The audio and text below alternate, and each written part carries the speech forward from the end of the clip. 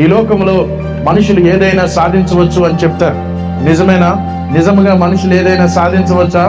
మనుషులు ఏదైనా సాధించవచ్చు అన్నది అయితే నిజముగా అబద్ధం చెప్పకుండా ఒక సంవత్సరం బ్రతకమను.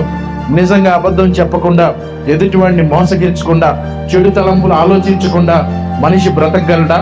ఆలోచించండి ప్రియ సహోదరుడా. మానవుడు చెయ్యలేనిది నైతికత, నీతి. మానవుడు పాపమునికి బానిసగా మారి ఉన్నాడు.